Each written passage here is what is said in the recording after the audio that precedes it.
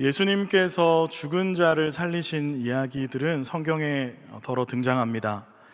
야이로의 딸을 살리신 이야기, 또 나인성의 과부의 아들을 살리신 이야기, 나사로를 살리신 이야기 등이 있죠. 그 가운데서도 나사로를 살리신 이야기는 우리 모두에게 잘 알려져 있습니다. 나사로 이야기의 절정은 단연 그가 다시 살아나는 그 장면일 것입니다. 죽은 지 나흘이 지난 것, 또 돌 무덤이 옮겨져 있는 것, 수족을 배로 동이고 수건을 얼굴에 감싼 채 장사된 것, 또 죽었던 자가 다시 살아난 것, 이야기 속에 있는 이 같은 여러 모티프들은 바로 주님의 부활을 비추고 있습니다. 나는 부활이요 생명이니 나를 믿는 자는 죽어도 살겠고 무릇 살아서 나를 믿는 자는 영원히 죽지 아니하리니 이것을 내가 믿느냐. 마르다에게 하신 주님의 이 질문이 아마도 이 나사로 이야기의 중심 메시지라고 생각됩니다. 그러니까 곧 부활이자 생명 그 자체이시고 뿐만 아니라 모든 믿는 자의 부활과 생명이 되시는 바로 그 주님을 믿으라라는 것이 이 이야기의 메시지일 것입니다. 그런데 사실 생각해 보면 이제 이 메시지를 전하려고 하는 데는 나사로가 살아난 이야기, 바로 이 본문의 후반부 이야기만으로도 충분해 보입니다. 그러나 우리가 본문을 보면 1절에서 44절까지 꽤 긴 호흡으로 기록되어 있는 이 나사로 본문을 살펴보면 거의 7할 정도의 지면이 두 여인에게로 할애되어 있다는 것을 발견할 수 있습니다.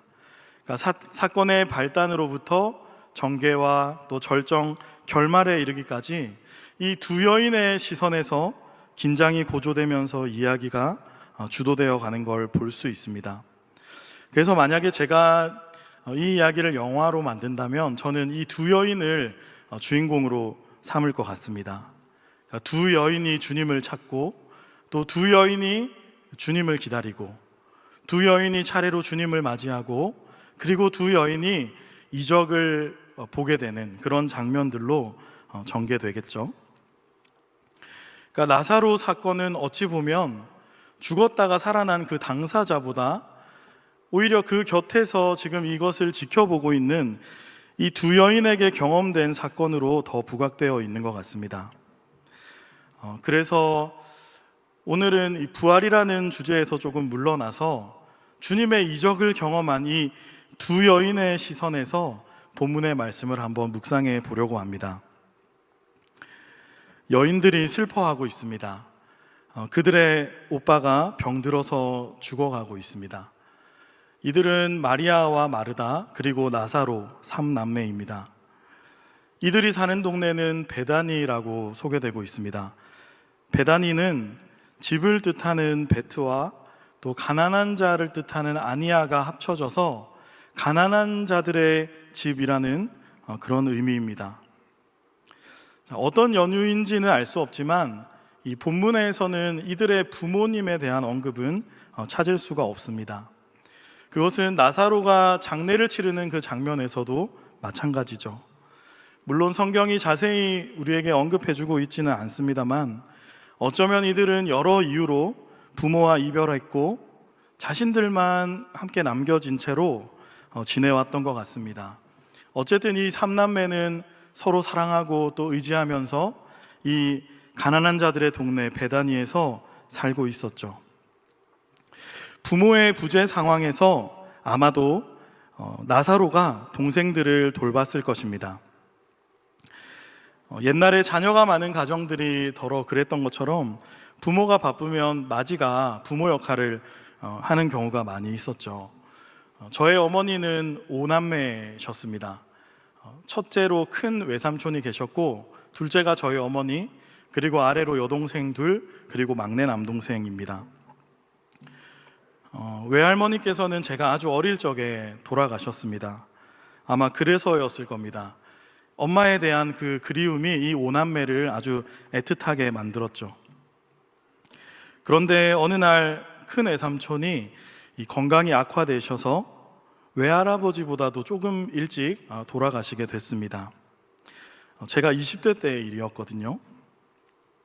큰 외삼촌의 장례식장에서 엄마랑 이모들이 이 큰외삼촌 이야기를 참 많이 들려줬던 기억이 납니다. 그러니까 어릴 적에 큰외삼촌이 짓궂은 장난하면서 이 동생들을 재밌게 놀아줬던 일, 또 할아버지 할머니가 안 계실 때 또 큰외삼촌이 오빠가 자신들을 돌봐줬던 일, 그리고 결혼한 후에도 큰외삼촌이 택시 일을 하셨는데 이 동생 집을 지날 때면 어느 날 불쑥 찾아와가지고 냉수 한 그릇 얻어 마시고 과일이며 생선이며 이렇게 동생에게 사주고 갔던 그런 일들을 얘기하셨습니다. 장례를 치르는 내내 그렇게 큰 오빠 얘기를 많이 하셨습니다. 큰 오빠의 이 빈자리가 이 어머니 시대의 이 세 자매에게는 오빠 이상으로 참 크게 다가오는 것처럼 느껴졌던 생각이 납니다. 그러니까 오늘 본문의 두 여인도 아마 비슷했을 것 같습니다. 언제나 자신들 곁에 든든하게 있을 줄 알았던 오빠가 병들어서 죽어가고 있는 것이죠. 자신들을 돌봐줬던 그 오빠의 손이 이제는 말라서 차갑게 식어가는 것을 보면서 곁에서 그 손을 붙잡아 주고 있었을 이 두 여인의 마음이 얼마나 애틋했겠습니까? 자, 이런 상황 가운데서 이 두 여인이 주님을 찾은 것입니다. 주님이라면, 그래, 예수님이라면 오빠를 살릴 수 있을 거야. 주님은 병든 사람들을 고치시잖아. 우리 주님을 부르자.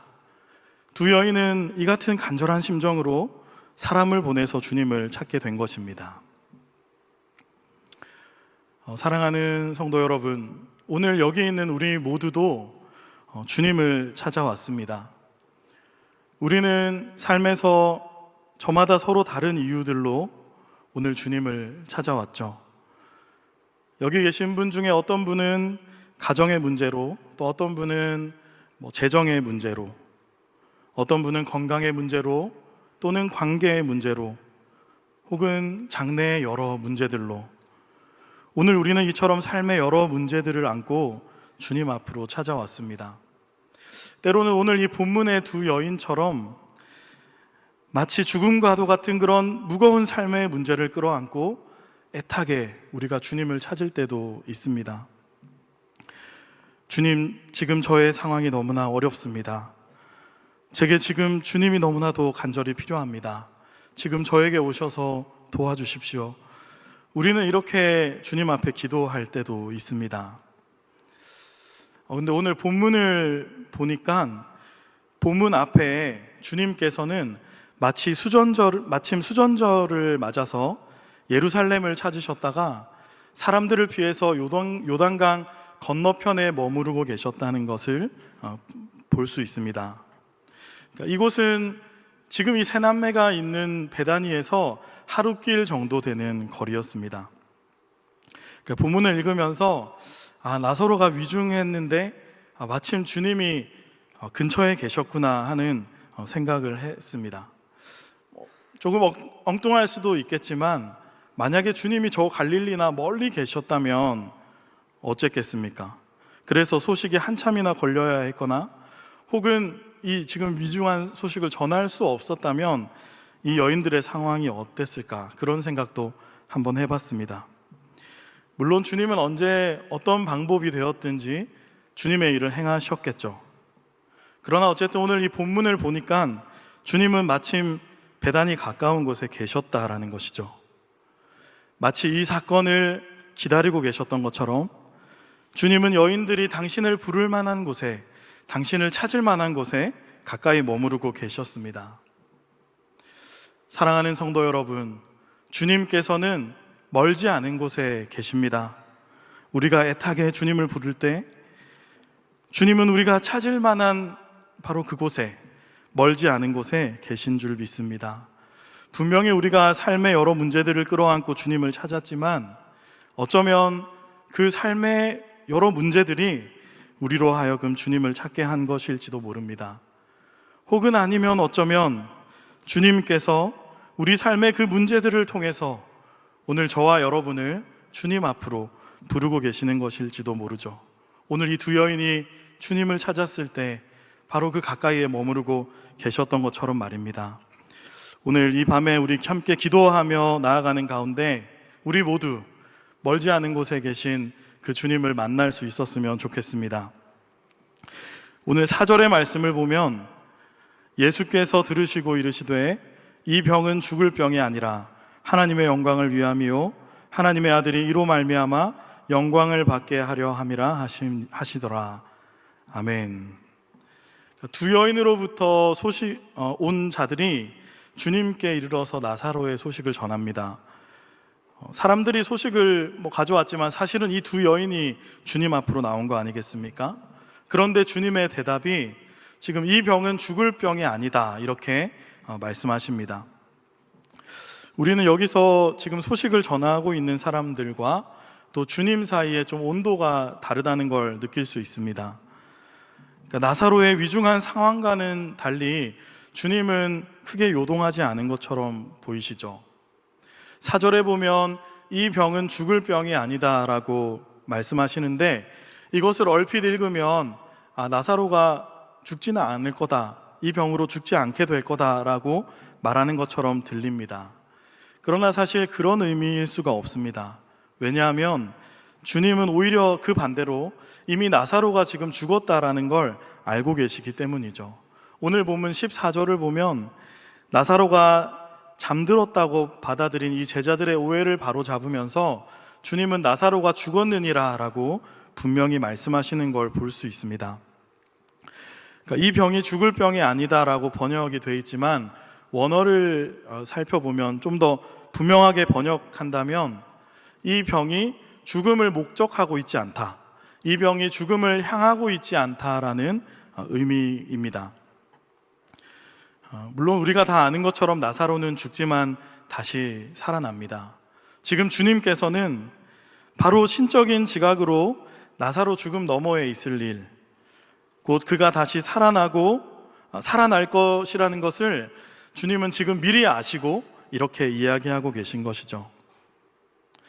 우리는 오늘 지금 이 주님의 말씀에서 죽음의 문제를 끌어안고 달려온 이 사람들에게 주님께서 지금 그들의 눈을, 그들의 시야를 열어주고 계신다라는 걸 발견할 수 있습니다. 그러니까 그 문제 그 자체가 아니라 그 문제가 목적하고 있고 그 문제가 향하고 있는 곳에 대해서 주님은 말씀하는 것이죠. 나사로 죽음, 그 죽음이 목적이 아니라 그것을 통해서 하나님이 영광을 받으시고 자신도 영광을 받게 되실 바로 그 목적에 대해서 지금 이야기해주고 계시는 것입니다. 우리들 모두는 내일을 알 수 없기 때문에 오늘 삶의 여러 문제들을 만나면 우리는 염려하고 근심에 빠질 수밖에 없습니다. 우리 지난주에 교수님이 시간에 대해서 들려주셨던 것처럼 우리는 이 긴 시간의 한 점 위에 서 있기 때문에 우리로서는 문제 외에 그 다른 것을 바라볼 길이 없다는 것이죠. 물론 모든 일에는 주님의 뜻이 있을 거야 이렇게 우리가 지식적으로 알고 있겠다고 하겠지만, 그러나 실제로 막상 내 삶에 큰 문제들이 닥치게 되면 그거는 보이지 않게 되는 것입니다. 우리로서는 길을 잃어버릴 수밖에 없는 것이죠. 여기 우리 모두는 다 그와 같은 한계 아래에 있는 자들입니다. 그러나 우리가 그것들을 끌어안고 주님께로 달려가게 됐을 때 오늘 말씀처럼 주님은 우리의 눈을 열어주신다라는 것이죠. 요동치는 우리들의 마음을 주님은 가라앉혀 주십니다. 주님을 만나는 가운데 주님은 그 문제를 넘어서 지금 우리의 삶에 일어나는 그 문제가 목적하고 있는 곳, 또 그것이 향하고 있는 곳이 있음을 우리에게 말씀해 주신다는 것입니다. 저는 이것이 기도가 아닐까 하는 생각을 해봤습니다. 그러니까 우리가 처음에는 어떤 우리의 삶의 문제를 가지고 주님 앞에 기도로 나아갑니다. 기도를 시작하죠. 그러나 기도하는 가운데 주님을 만나게 되면서 그 속에서 우리의 시선이나 우리의 감정, 또 우리의 그런 마음들이 조금씩 변화되어 가는 것을 경험할 때가 있는 것입니다. 눈앞에 커 보이던 문제가 기도 가운데 점점 작아지는 것을 경험할 때도 있고, 또 눈을 가로막고 있던 그 문제로 인해 내가 차마 보지 못하고 알지 못했던 것들이 기도하는 가운데 조금씩 보여지고 깨달아지는 그런 경험을 하기도 하고, 그래서 우리의 삶에만, 이 땅에만 향하고 있던 우리의 시선이 저 하늘을 바라보게 되는 그런 변화들을 우리가 경험하지 않습니까?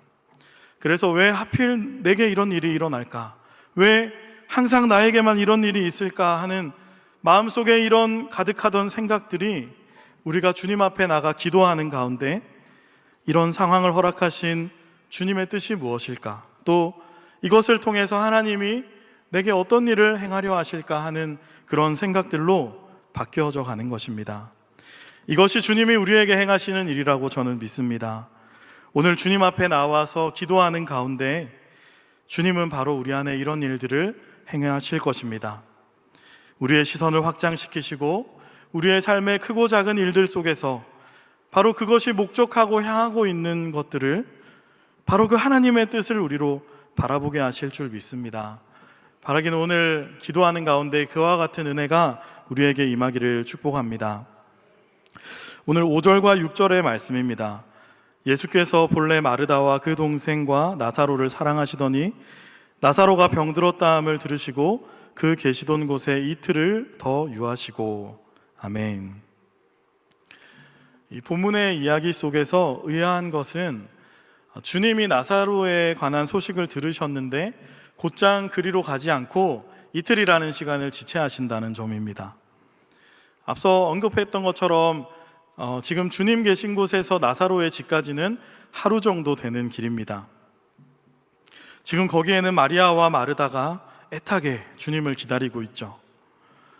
아마 이 여인들은 오늘이라도 주님께서 곧장 오시리라고 생각했을 것입니다. 우리를 사랑하시는 주님께서 서둘러서 오셔서 우리를 도와주실 거라고 기대했을 것입니다. 그런데 시간이 지나도 주님이 오지 않으신다는 것입니다. 점점 몸이 차가워지는 이 오빠를 지켜보면서 이 두 여인의 마음이 얼마나 초조했겠습니까? 지금 오실 시간이 한참이나 지났는데 왜 주님께서 오시지 않는가? 지금 주님이 다른 무슨 바쁜 일이 있단 말인가? 주님이 우리를 사랑하시지 않은가? 이처럼 시간이 흐를수록 그들의 기다림은 초조하다가 주님에 대한 의문으로, 또 한켠에 왜곡된 마음으로 옮겨져 갔을 것입니다. 그러는 가운데 나사로가 죽음에 이르게 되죠. 나사로의 죽음은 이 두 여인에게는 마지막 붙잡고 있던 그 기대마저도 꺾여버렸음을 의미했을 것입니다. 정신없이 오빠의 장례가 이제 준비됩니다. 시신을 배로 동여서 그 시신을 돌무덤 안에 장사하고 무덤의 문이 닫힙니다. 그리고 몰려든 손님들로 장례식장은 북적이죠.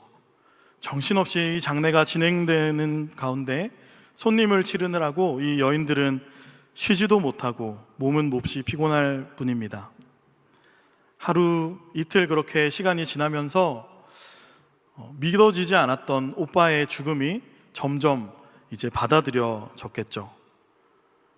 처음 주님을 찾으면서 가졌던 어떤 기대와 소망은 이제 다 사라졌습니다. 주님은 여전히 보이지 않습니다. 여기 이 장례식장에 기다린 적 없는 손님들은 이렇게 많은데 정작 기다리던 그 주님의 모습은 보이지 않는 것이죠. 여러분, 그런데 오늘 이 5절과 6절 이 말씀을 가만히 살펴보면 이 두 말씀은 서로 모순되고 있다는 걸 볼 수 있습니다. 그러니까 그것은 이들을 사랑하신다는 주님의 성품과 이들에게 응답하지 않고 계신다는 주님의 행동입니다. 이 두 가지가 지금 서로 대치되고 있죠. 주님이 본래 그들을 사랑하시더니 그러나 그들의 절박하고 애타는 그 상황에는 지체하고 응답하지 않고 계신 것입니다. 어쩌면 이것이 우리의 삶에서 종종 경험하는 딜레마이지 않습니까? 주님이 우리를 사랑하신다고, 나를 사랑하신다고 믿는데 그런 주님께서 우리의 상황에 응답하지 않으시는 그런 일들을 우리도 삶에서 종종 경험할 때가 있습니다. 삶의 어려움 속에서 내가 볼 때는 지금 주님이 내게 오셔야 되는데, 지금 주님이 나를 도와주셔야 하는데, 그런데 그런 우리의 기대와는 달리 주님은 응답하지 않으시고 보이지 않으신다는 것입니다. 그래서 이 같은 모순 속에서 우리가 길을 잃어버리거나 흔들릴 때가 있죠. 주님이 나를 사랑하지 않으시나? 주님이 나를 듣지 않으시나? 그런 마음이 들기도 하고, 때로는 주님이 왜 나를 응답하지 않으시고 나를 내버려 두시냐고 주님께 부르짖을 때도 있습니다. 여러분, 오늘 주님이 이틀이나 지체하시는 이유가 도대체 뭘까요?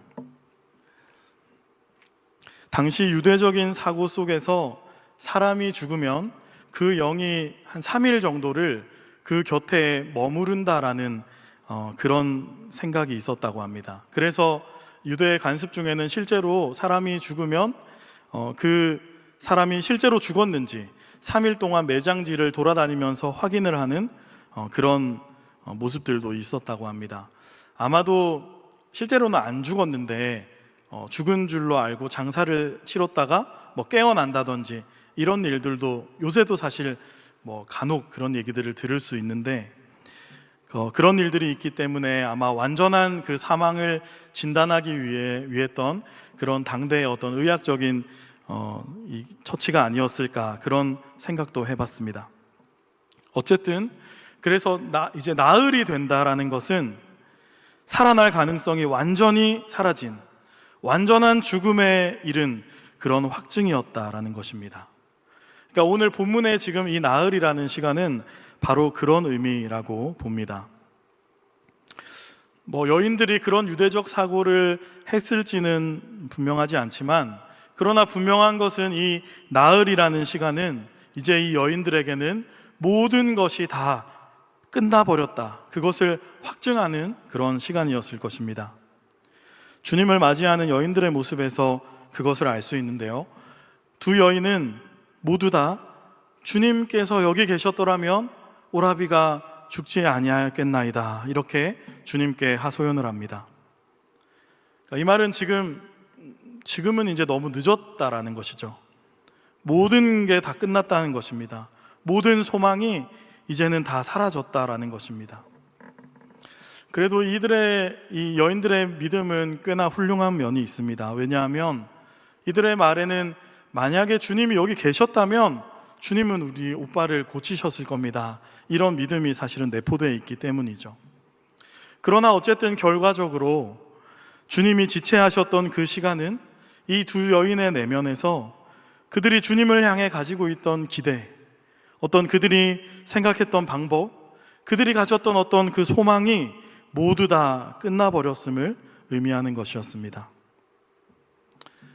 자, 그런데 주님께서는 바로 이틀을 지체하시면서 바로 그 시간이 돼서 이들에게 찾아오신 것이다 라는 것입니다.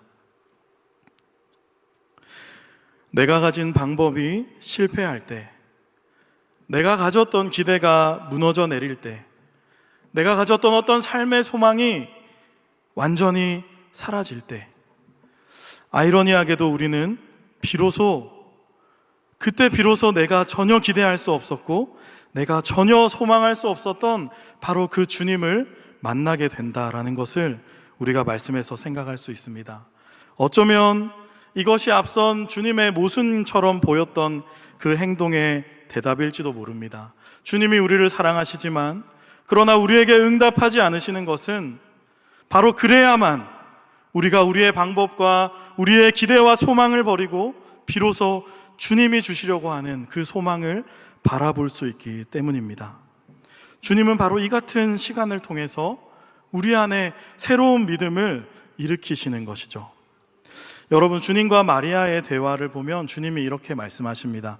우리 잘 아는 말씀인데요, 나는 부활이요 생명이니 나를 믿는 자는 죽어도 살겠고 무릇 살아서 나를 믿는 자는 영원히 죽지 아니하리니 이것을 내가 믿느냐. 아멘. 우리가 이 말씀을 이제 부활에 관한 말씀으로 익히 알고 있지만 이 말씀을 자세히 보면 주님은 내가 믿느냐 이렇게 믿음에 대해서 말씀하고 계십니다. 부활과 생명에 대한 믿음이겠지만 그 이전의 이 말씀은 또한 지금 주님 당신 자신에 대한 그 믿음을 마리아에게 묻고 계신 것입니다. 사흘이 지났고 그래서 이제 네가 기대하는 모든 소망이 사라진 지금 너는 나를 믿겠느냐라고 묻고 계신 것이죠. 주님을 애타게 찾지만 응답하지 않으실 때, 그래서 우리가 주님을 향해 가졌던 계획이나 소망이 사라질 때, 우리는 나의 시간과 다른 그 낯선 주님의 모습을 보면서 의문을 품기도 하고 흔들리기도 합니다. 그러나 오늘 우리가 기억해야 되는 것은, 그러나 주님은 그 시간들을 통해서 우리의 믿음을 새롭게 일으키시는 분이라는 것입니다. 주님은 우리가 기대할 수 없고 소망할 수 없는 바로 그 자리에서 우리가 주님을 믿기를 기대하신다는 것이죠. 사랑하는 성도 여러분, 바라기는 오늘 이러한 믿음으로 우리가 주님 앞에 나아갈 수 있기를 소망합니다. 하나님의 시간은 항상 정확하고 하나님의 방법은 언제나 옳습니다. 무덤은 돌로 막혀 있고 나흘이나 지났습니다. 벌써 냄새가 나고 있습니다. 그러나 주님은 그 자리에 오셔서 명하십니다. 돌을 옮겨 놓으라. 그리고 주님은 큰 소리로 무덤을 향해서 외치십니다. 나사로야, 나오라. 그러자 나사로가 즉시로 살아났습니다. 죽었던 자가 수족을 배로 동인 채로 무덤 밖으로 나왔죠. 주님은 나사로를 풀어 돌아다니게 하셨습니다. 그리고 이 사건을 통해서 수많은 유대인들이 주님을 믿게 됐다고 성경은 기록하고 있습니다. 여러분 한번 보십시오. 여인들은 주님이 너무 늦게 왔다라고 생각했습니다. 여인들은 모든 소망이 다 사라졌다라고 생각했습니다. 그러나 주님께서는 가장 정확한 시간에 오셨습니다. 주님은 모든 소망이 사라진 그 시간에, 모든 소망이 사라진 그 자리에서, 바로 그곳에서 부활의 새 소망을 창조하신 것입니다. 우리는 우리의 시간이 아니라 바로 주님의 시간을 바라봐야 하는 것이죠. 때론 이해되지 않을 때도 주님의 시간은 완벽하기 때문입니다. 주님의 시간을 바라보는 것이야말로 바로 믿음입니다. 주님께서는 언제나 그러셨습니다.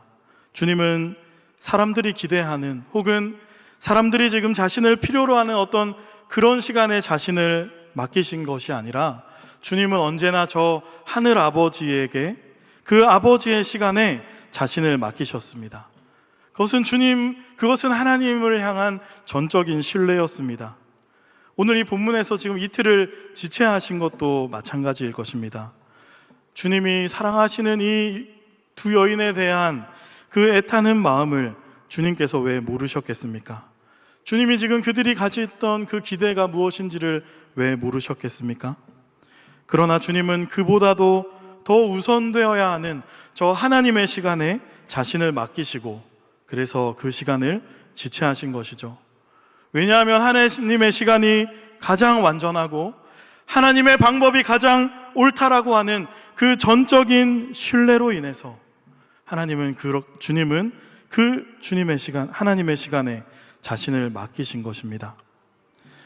오늘 이 본문의 사건을 살펴보면 이 본문은 이 두 여인의 시간에서 시작됩니다.